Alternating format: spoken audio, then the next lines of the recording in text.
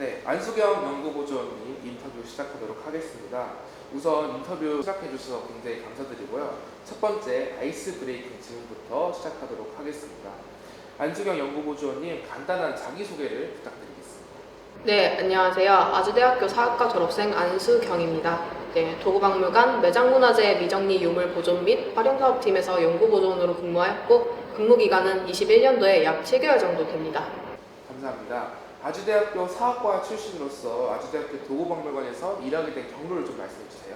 네, 21년도면 제가 졸업 논문을 준비하기 시작한 때였는데 당시 방향이 잘 잡히지 않아 고민을 하던 때였습니다. 그때 당시 박물관에서 일하던 선배님이 미정리 팀에 자리가 났는데 한번 지원해보는 게 어떻겠냐고 조언을 해주셨고 많은 도움이 될 거라고 생각해서 지원을 해본 결과 감사하게도 일할 수 있는 기회를 얻게 되었습니다. 요즘 근황이 어떻게 되시는지 좀 궁금한데 말씀 좀 부탁드리겠습니다. 네, 올해 초에 무사히 석사를 졸업하였고 지금은 경험을 쌓기 위해서 근무를 하고 있습니다. 이제 경기도의 한 박물관 학예팀에서 기간제로 학예보조 업무를 맡아 진행하고 있습니다. 연구보조원으로서 박물관에서 주로 어떤 업무를 담당하셨나요? 매장문화재 팀인 만큼 유물의 관리와 실측 및 도면 작업을 주로 담당하였습니다. 그렇다면 구체적으로 어떠한 과정으로 업무가 진행됐나요? 매장문화재에 미정리된 유물을 보존하고 활용하기 위한 사업팀이기 때문에 유물 자체를 파악할 필요가 있었습니다. 우선적으로 유물의 모습과 상태를 파악하였고 그 중에서도 모습을 알 수 있는 탁본, 실측, 도면 작업 순으로 업무를 진행하였습니다. 문화재를 실측하고 그것을 도면으로 작성하는 과정에서 가장 어려운 점은 어떤 게 있었나요? 네, 보통 이런 작업은 고고학 전공이 능숙한데요. 저는 조선시대사 전공이어서 이 업무 자체가 처음이었던 점이 조금 난제였습니다. 다행히 같은 팀에 고고학 전공을 하는 팀원분도 계셨고 당시 학예사분께서도 고고학 전공이셨기 때문에 많은 지도를 받아 빠르게 업무를 익히고 작업을 진행할 수 있었습니다. 당시 담당하시거나 관리하셨던 유물들은 어떤 것이 있었나요? 말 그대로 매장되어 있는 유물들이기 때문에 성사시대 유물들이 주를 이루었습니다. 그 중에서도 신석기 토기편, 도구편들이 위주로 담당을 하게 되었습니다. 관리하셨던 유물들 중에 어떤 유물이 대체로 기억에 가장 많이 남으시나요? 네, 신석기 유물이라고 하면 다들 이제 빗살무늬 토기를 우선적으로 생각을 하시는데 저는 그보다는 석구가 주로 떠오릅니다. 구석기 시대의 주먹도끼와는 또 다른 우리가 일반적으로 아는 도끼의 모습을 하고 있기 때문에 그 부분이 특히 인상이 깊었습니다. 다른 유물들과 달리 미정리 유물을 다루거나 이해할 때 주의할 점이 있을까요?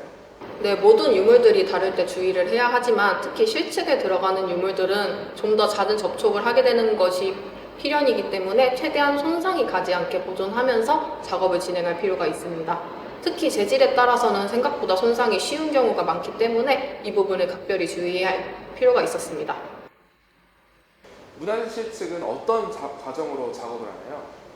네, 이제 본래는 세세하게 설명을 해야 하지만 제가 작업을 한 지도 조금 오래되었고 간략하게 설명만 드리도록 하겠습니다. 우선 평면도와 단면도로 나뉘어서 작업을 하고요. 평면도의 경우 이제 실측에 맞춰서 윤곽선을 그린 뒤 대표적인 특징 부분들을 같이 그려서 작업을 합니다. 단면도의 경우에는 실측에 맞춰서 단면을 그리고 이제 평면도에게 맞춰서 배치를 하는 것으로 작업이 끝나게 됩니다. 최근 문화재 실측에 3D 스캐너 등 디지털 기술을 많이 활용하기도 하는데요. 아주대학교 도구박물관에서도 이런 기술을 사용하셨었나요? 네, 당시 아주대 도구박물관은 디지털 기술을 활용할 정도의 규모는 되지 않아서 아쉽게도 디지털 기술을 사용할 일은 없었고요. 대신 아날로그 실측 기술로 모두 진행하였습니다. 연구보조원으로 근무하시면서 힘드셨던 점은 없었나요? 이제 앞서서 처음 작업을 배운 순간이 조금 난제였다고 말씀드렸는데 그 외에는 근무보다는 이제 통근에 관련해서 조금 어려움이 있었습니다. 당시 통근버스 시간이 애매했기 때문에 출근을 조금 더 빠르게 하고 퇴근도 그에 맞춰서 빠르게 했는데 이제 출근을 위해서 6시에 기상을 해야 했기 때문에 그 부분이 조금 힘들었던 기억이 있습니다. 연구보조원으로 근무하시면서 보람을 느끼신 업무가 있었나요? 네, 업무 자체에서 많은 보람을 느꼈습니다. 원래 전공대로면은 이제 배울 일이 없었던 것을 배워서 진행하였기 때문에 완성본이 나온다는 것 자체가 제게는 큰 보람이 되었고요. 특히 이제 도면 작업을 완료해서 결과 보고서에 들어가기 전에 작업본을 확인했을 때가 가장 보람이 컸던 것 같습니다. 연구보조원으로 계신 동안 가장 인상 깊었던 또는 기억에 남는 일이 있다면 어떤 게 있었을까요?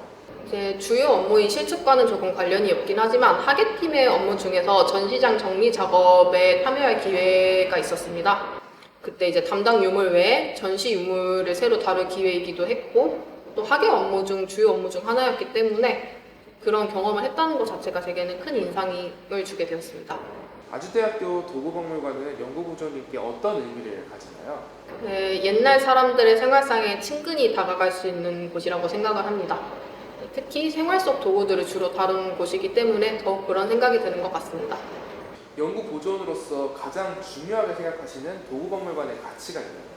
네, 짧게 근무하면서도 느꼈던 부분인데요. 현재의 모습에 만족하지 않고 끊임없이 더 나아지려고 하는 부분이 박물관으로서 많은 가치를 대변하고 있지 않나 생각합니다.